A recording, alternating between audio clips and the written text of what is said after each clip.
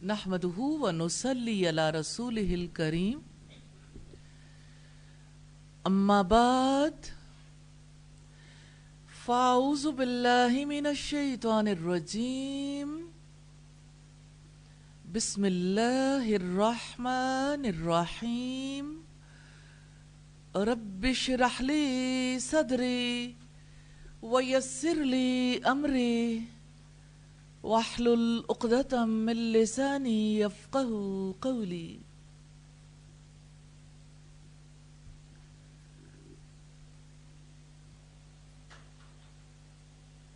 مسلم heroes میں آج ہم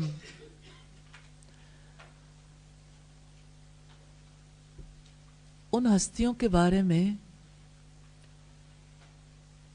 ان کی زندگی کی سب سے بڑی خصوصیت کو دیکھیں گے۔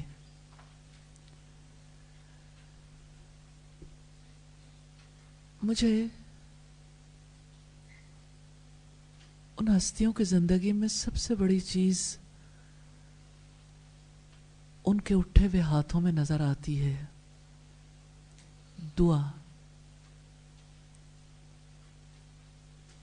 وہ ساری زندگیاں جن کو اللہ پاک نے فضیلت عطا کی، جن کو جہان میں وہ کام کرنے کا موقع ملا جو عظمت والا کام تھا، عظمت والا کام ہے،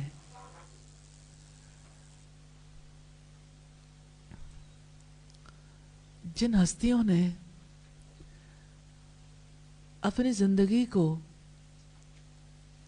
ایسی مثال بنا دیا کہ رب العزت نے فرمایا فَبِهُدَاهُ مُقْتَدِهْ، کہ ان کی رہنمائی کی، ان کی ہدایت کی آپ پیروی کریں، آپ ان کو فالو کریں۔ تو آج ہم دیکھیں گے ان ہستیوں کی دعا کو، کیسے وہ اپنے رب کی پہچان کو، اپنے دل کی پکار، اپنے دل سے نکلنے والی آہ بنا لیتے تھے۔ وہ پکار کیا تھی؟ وہ شخصیت کی پھٹن تھی، وہ پوری شخصیت کا اظہار تھا۔ اب یوں سمجھ لیں پورا فہم ان الفاظ میں ڈھل جاتا تھا اور اس کا کیسے جواب آتا تھا۔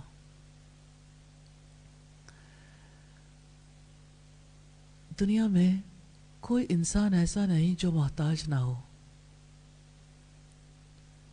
کوئی ایسا نہیں جو طلبگار نہ ہو، کوئی ایسا نہیں جو اپنی ضرورت کے وقت پکارتا نہ ہو، لیکن اس جہان کے لوگوں نے اپنی اپنی سمجھ کے مطابق کبھی اللہ کو پکارا، کبھی غیر اللہ کو پکارا، لیکن کامیاب وہ ہوئے جنہوں نے اپنے رب کو پکارنا سیکھ لیا، جنہوں نے اپنے دلوں کو، اپنی زبانوں کو، اپنے پورے وجود کو اپنے رب کے ساتھ متعلق کر لیا تھا۔ اور دعا کتنا پیارا کردار ادا کرتی ہے۔ اب دعا کی حقیقت کو سمجھنا چاہیں تو یوں سمجھ سکتے ہیں جیسے ماں کے پیٹ میں جب بچے کا آغاز ہوتا ہے تو بچہ جو ہے ابتدائی طور پر نطفے سے جب علقہ تک پہنچتا ہے تو رحم مادر کے ساتھ اوپر کی طرف وہ جمع ہوا خون چمٹ جاتا ہے، یہ علقہ، اور رحم مادر سے وہ اپنے لیے زندگی کو سک کرتا رہتا ہے، غذا حاصل کرتا ہے۔ تو آپ اس علقہ کو دیکھیے جو رحم مادر کے ساتھ چپکے ہوئے اپنی زندگی کے لیے غذا لیتا ہے، وہ علقہ سے مضغہ تک، پھر پورا انسان بننے تک ماں کے پیٹ میں رہتا ہے، غذا حاصل کرنا تو وہ سیکھ چکا ہوتا ہے، پہلے لہو سے، پھر دودھ سے، لیکن جو اصل غذا انسان کو چاہیے، جو اس کی روح کو سرشار کر دے، جو اس کی فکر کے لیے منارہ نور بن جائے، وہ غذا جو سدا ہی اس کے لیے رحمت کا خزانہ بن جائے، وہ غذا دعا ہے۔ دعا میں وہ کیفیت پیدا ہو جائے جو مطلوب ہے، جو اللہ رب العزت کی پہچان سے موقع کے مطابق انسان کے دل سے اور اس کی زبان سے نکلتی ہے، تو یہ سب سے بڑا تعلق ہے۔ اسی لیے نبی صلی اللہ علیہ وسلم نے فرمایا الدعاء هو العبادہ، دعا ہی تو عبادت ہے۔ الدعاء مخ العبادہ، دعا تو عبادت کا مغز ہے، دعا ہی تو عبادت ہے۔ اور ہم سب اللہ تعالیٰ کے لیے پیدا کیے گئے، ہماری زندگی کا مقصد عبادت ہے، تاکہ ہمارے دل محبت اور تعظیم کے ساتھ اللہ تعالیٰ سے جڑ جائیں۔ دعا بندے کو جوڑتی ہے۔ دعا کیا ہے؟ دعا کنیکٹیوٹی ہے۔ دعا میں ایک بندہ اپنے رب سے یقین کی، محبت کی، امید کی، توکل کی غذا لے رہا ہوتا ہے۔ یہی تو دلوں کی حیات ہے۔ دعا میں بندہ کتنا خالص ہو جاتا ہے۔ اس رب نے دعا کے بارے میں فرمایا وَإِذَا سَأَلَكَ عِبَادِي عَنِّي فَإِنِّي قَرِيب، جب میرے بندے آپ سے میرے بارے میں سوال کریں تو انہیں بتا دو میں ان کے قریب ہوں۔ اجیب دعوت الداعی اذا دعانی، میں پکارنے والے کی دعا کو قبول کرتا ہوں جب بھی وہ دعا کرتا ہے۔ اجیب دعوت الداعی، پکارو تو صحیح، آپ کے دل سے وہ آہ نکلے تو صحیح، آپ کا وجود سراپے پکار بنے گا تو جواب آئے گا، اس کی رحمت، اس کی برکت ضرور نازل ہوگی۔ جب بندہ دعا کرتا ہے وہ کیسے دعا کرے؟ رب العزت نے فرمایا، دعائی کا طریقہ کار ہے نا، اور کتنی سادگی ہے، کتنی ڈیپتھ ہے، کتنی گہرائی ہے اس میں۔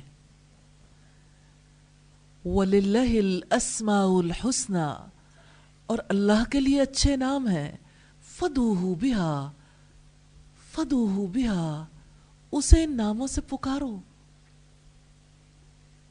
ہاں، یہ دعا ہماری زندگی کی سب سے بڑی ضرورت ہے، سب سے بڑی ضرورت ہے۔ دعا ہی تو بندگی ہے، دعا ہی تو عبادت ہے، دعا ہی تو رشتہ ہے۔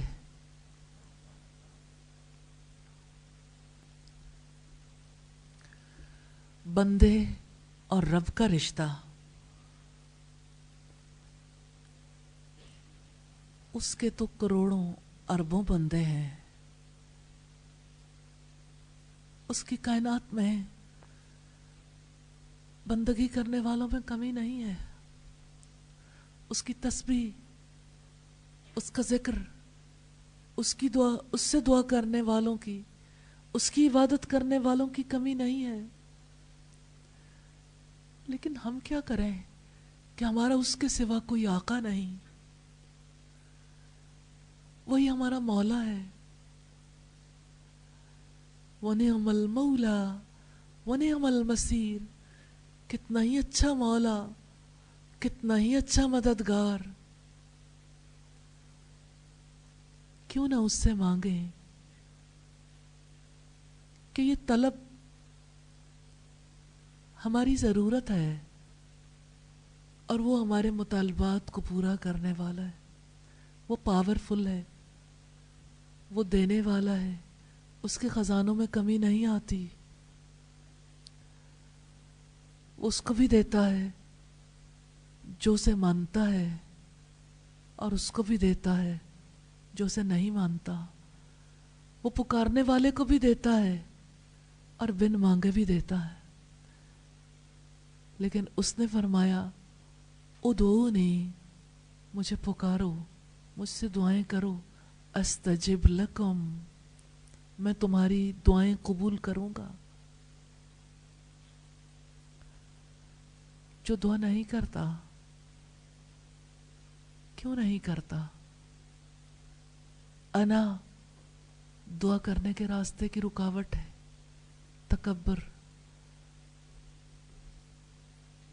अपनी बड़ाई,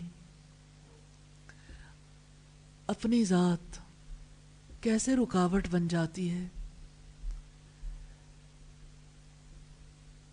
इंसान कहता है कैसे दुआ करूं।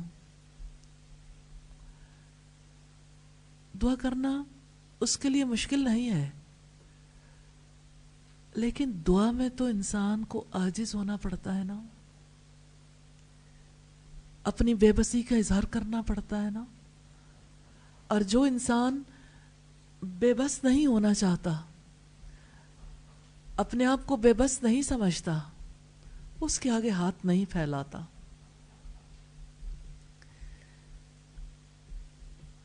उससे दुआ है हमें दुआ करने का करीना सिखा दे। और हम उनकी जिंदगियों में देखेंगे जिन्होंने दुआएं की और उनकी दुआएं कबूल हो गईं। हाँ, ये दुआ हमारे लिए हथियार है। मुस्तदरक हाकिम की रिवायत है, अद्दुआ सिलाहुल मुमिन, दुआ मोमिन का असलहा है। तो जिन्होंने ये असलहा इस्तेमाल किया, कैसे किया? मोहम्मद रसूलुल्लाह सल्लल्लाहु अलैहि वसल्लम ने इसके बारे में कितनी खूबसूरती से वो चीज़ सिखाई जो हज़रत जिब्रील अलैहिस्सलाम की आमद पर उनके सवाल का जवाब थी। उन्होंने सवाल किया था, मल एहसान, एहसान क्या है? तो आप सल्लल्लाहु अलैहि वसल्लम ने जवाब दिया, अन ताबुदल्लाह कअन्नका तराहु, तुम अल्लाह ताला की इबादत ऐसे करो गोया कि तुम उसे देखते हो। फ़इल्लम तकुन तराहु फ़इन्नहु यराक, फिर अगर तुम उसे नहीं देखते, वो तो तुम्हें देखता है। हाँ, दुआ में इंसान का दिल, उसका पूरा वजूद अपने रब से कैसे मुताल्लिक हो सकता है। कअन्नका तराहु, गोया कि तुम उसे देखते हो। इमेजिन कर लो, अपने आप को उसके सामने ले आओ, उसे अपने सामने रख लो, फिर दुआ करो। अद्दुआ हुवल इबादा। और फ़इल्लम तकुन तराहु, फिर अगर तुम उसे नहीं देखते, मुश्किल हो गया, इमेजिन नहीं किया जा रहा, फ़इन्नहु यराक, वो तो तुम्हें देखता है। उसकी नजरों को अपने ऊपर महसूस करोगे, नूर के हाले में आ जाओगे। वो रोशनी तुम्हारा घेराव करेगी। कभी आप उसको इमेजिन करके देखें,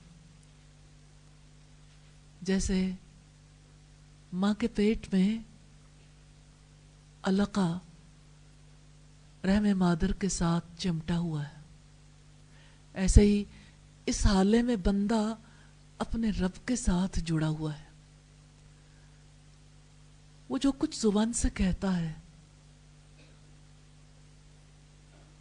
दिल की तर्जुमानी है।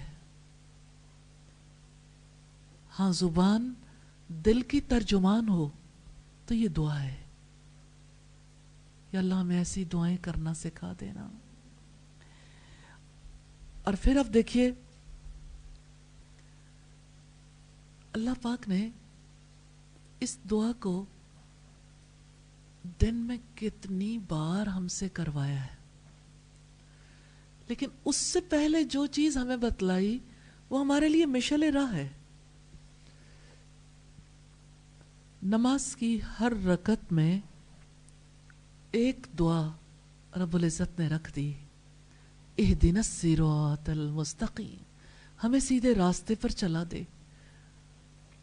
لیکن اس سے پہلے کیا بتایا؟ ایاک نعبد و ایاک نستعین، صرف آپ کی ہم عبادت کرتے ہیں. صرف آپ ہیں جس کے آگے ہم ہاتھ پھیلاتے ہیں، جس کے آگے ہم اپنی پیشانی رکھ دیتے ہیں، جس کے آگے ہم اپنے گھٹنے ٹیک دیتے ہیں، جس کے سامنے ہم اپنی ناک زمین پر لگا دیتے ہیں. صرف آپ ہیں جس کی ہم عبادت کرتے ہیں. یا اللہ تو کتنا کریم ہے، یا اللہ تو کتنی عزت والا ہے، تیری عزت کتنی بڑی ہے کہ اللہ تو اس کو توفیق دیتا ہے جس کے بارے میں تو کہتا ہے وَلَقَدْ كَرَّمْنَا بَنِي آدم، بلا شبہ یقیناً ہم نے بنی آدم کو عزت دی ہے. یا اللہ تو کتنا کریم ہے، تو نے اس عزت کو کیسے اپنے سجدے میں رکھ دیا ہے کہ تو نے فرمایا وَاسْجُدْ وَاقْتَرِبْ، سجدہ کرو اور قریب ہو جاؤ. اور سب سے زیادہ قبولیت کا وقت سجدہ ہے. سجدے میں جو دعا کی جائے رب اسے کیسے قبول کر لیتا ہے.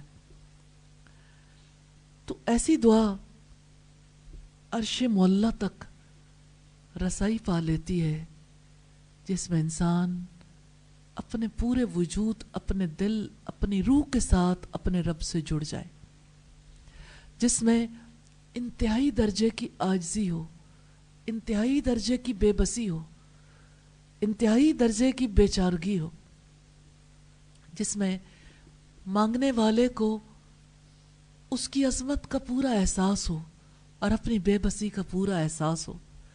جب تک فہم اور شعور کے ساتھ، پورے یقین اور اعتماد کے ساتھ بندہ دعا نہیں کرتا، وہ تعلق بھی نہیں جڑتا.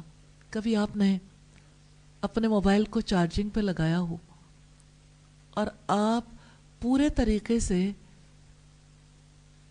اپنے شو کو جو ہے وہ لگانے کے قابل نہ ہو، ابھی کنیکشن صحیح طرح سے نہ جڑا ہو، تو کیا ہوگا؟ کیا موبائل چارج ہوگا؟ تو ایسی دعا بندے کو کیسے چارج کر دے جس میں کنیکٹیویٹی نہ ہو، جس میں بندہ پورے شعور کے ساتھ اپنے رب سے متعلق نہ ہو. اسی چیز کو نبی صلی اللہ علیہ وسلم نے یوں واضح فرمایا، الدعاء مخ العبادہ، دعا تو عبادت کا مغز ہے. جیسے برین ہے نا انسان کے وجود میں، اسی طرح سے دعا جو ہے وہ ایمانی زندگی میں برین کی حیثیت رکھتی ہے. الحمدللہ. پھر اب دیکھیے، ایک دعا ضرورت کے وقت ہے، ایک دعا دن کے وقت ہے، اور ایک دعا وہ ہے جو عجیب وقت میں ہے. اور اس وقت میں دعا کرنے والے کے کام کو دیکھیے. رب العزت فرماتے ہیں تتجافا جنوبہم عن المضاجع، یہ ان کا بستر ہے، آرام کا وقت ہے. چھوڑ دیا بستر کو. روگی نہ ہو بندہ تو بستر نہیں چھوٹتا. جس کا دل اللہ سے متعلق نہ ہو اس کا بستر نہیں چھوٹتا اس سے. تتجافا جنوبہم عن المضاجع، ان کے پہلو ان کے بستروں سے جدا ہو جاتے ہیں. کیونکہ بستر ان کے آرام کے لیے آرام قربان کر سکتے ہیں، اور قربانی تو قرب کا ذریعہ بنتی ہے، جیسے سجدہ ایسے ہی بستر چھوڑنا ہو. اور کام کیا ہے؟ یدعون ربہم، وہ اپنے رب سے دعا کرتے ہیں. کیفیت کیا ہے؟ خوفا و طمعا، خوف سے اور امید سے. وَمِمَّا رَزَقْنَاهُمْ يُنْفِقُونَ، اور وہ کرتے کیا ہیں؟ دعا کی وجہ سے ان کی ذات میں بہت بڑی تبدیلی آتی ہے، ہر چیز چھوٹی ہو جاتی ہے. بندہ اپنا اصل مقام پہچان لیتا ہے نا، پھر وہ رب کی محبت میں صدق دل کے ساتھ اس مال میں سے خرچ کرتے ہیں جو اللہ پاک نے انہیں دیا ہے. دعا اور صدقہ، صدقہ مومن کا سایہ ہے نا، رب کے غضب کو بجھاتا ہے. دعا، اگر ہم آسمان کی دعا کو دیکھیں تو سیدنا آدم علیہ السلام کی دعا ہمیں ملتی ہے. وہ دعا زمین کی نہیں ہے، لیکن زمین والوں کے لیے سب سے زیادہ ضروری دعا ہے. کیونکہ جو لوگ اپنے رب سے اپنی زندگیوں کا سودا کر لیتے ہیں نا، اپنے مالوں کا سودا کر لیتے ہیں، جو اپنا سب کچھ قربان کر دیتے ہیں، ان کی پہلی خصوصیت رب العزت نے یہی بتائی ہے، التائبون. دعاؤں میں پہلی دعا توبہ. ہاں، توبہ کتنی ضروری ہے نا. بندہ پاک نہ ہو تو اگلا سفر کیسے کرے، جو سفر ہے ہی پاکیزگی کا. آپ نماز سے پہلے اگر وضو نہ کریں تو نماز ہو جاتی ہے. طہارت تو مفتاح الصلاح ہے نا، نماز کی کنجی ہے. اسی طرح سے مغفرت کی دعا یوں سمجھ لیں قبولیت کی کنجی ہے. استغفار سے دعائیں قبول ہوتی ہیں الحمدللہ. تو آدم علیہ السلام نے کیا دعا کی تھی؟ غلطی ہو گئی، چھانسے میں آ گئے، بھول گئے کہ رب نے روکا تھا. غالب آ گئی بات دشمن کی، بہکاوے کے لیے اس کی لاجک چوٹ بن کر پڑی. چوٹ گہری تھی. آپ کو پتہ ہے جب کوئی چیز انسان کو متاثر کر دیتی ہے نا، تو لمحے بھر کے لیے وہ ارد گرد کی ہر چیز سے بے نیاز ہو جاتا ہے. ابلیس نے بھی ایسی دلیل دی کہ لمحے بھر کے لیے غافل ہو گئے اور غلطی ہو گئی. اس نے کہا تھا کہ تمہیں اس درخت کا پھل کھانے سے تو اس لیے روکا گیا ہے کہ کہیں تمہیں ہمیشہ کی زندگی اور لازوال بادشاہت نہ مل جائے. دونوں ہی آدم علیہ السلام کی ویکنیسز تھیں اور آدم کے بچوں کی بھی یہی کمزوریاں ہیں. انسان کبھی مرنا نہیں چاہتا، ہمیشہ کی زندگی چاہتا ہے، حالانکہ اسے موت پر یقین ہے، اسے پتہ ہے میں نے مر جانا ہے. اس کا وجود آہستہ آہستہ مر رہا ہوتا ہے. جب انسان بوڑھا ہو جاتا ہے نا، ایک ایک آرگن ختم ہوتا چلا جاتا ہے. ایک ہی وقت میں انسان زندہ بھی ہوتا ہے اور اپنے اعضاء کو، اپنی قوتوں کو مرتا ہوا بھی دیکھتا ہے. اور جو اعضاء کی موت سے گزرنا شروع کر دیتا ہے وہ موت کے لیے تیار بھی ہو جاتا. لیکن انسان اصلاً مرنا نہیں چاہتا. وہ ہمیشہ کی زندگی چاہتا ہے، صحت والی زندگی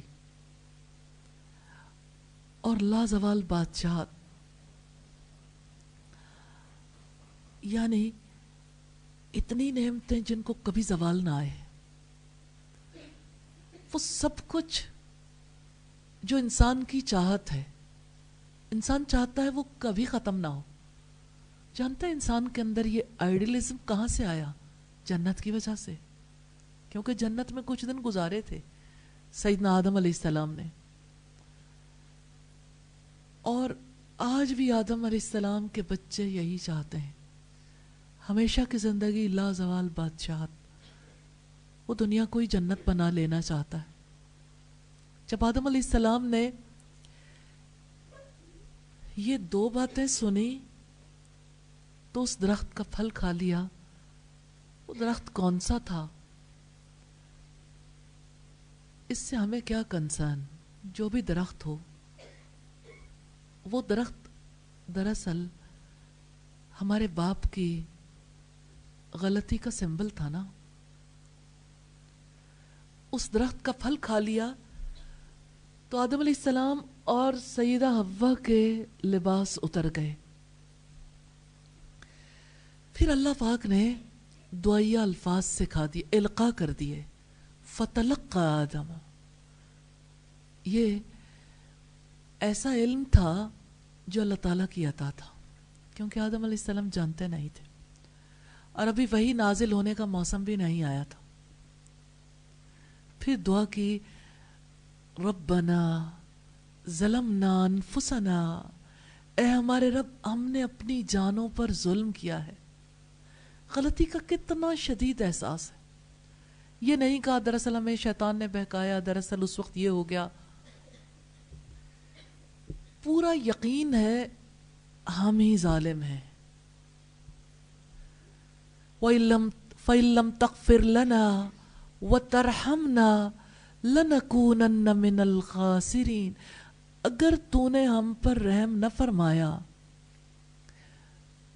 اور ہمیں معاف نہ کیا تو ہم خسارہ اٹھانے والوں میں سے ہو جائیں گے. اور خسارہ، سب سے بڑا خسارہ کیا ہے؟ اللہ تعالیٰ کی ناراضگی. کیا رہ گیا بندے کے پاس جب بندے سے اس کا رب ہی ناراض ہو جائے؟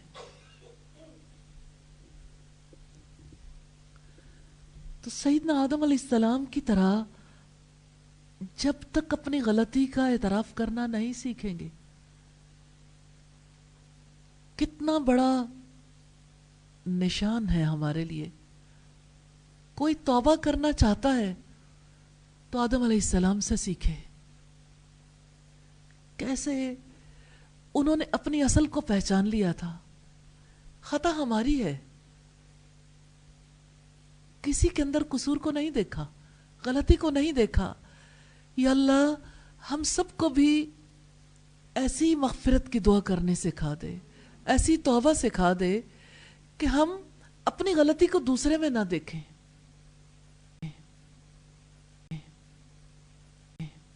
سبحانک اللہم وبحمدک نشہد ان لا الہ الا انت نستغفرک ونتوب الیک. السلام علیکم ورحمۃ اللہ وبرکاتہ.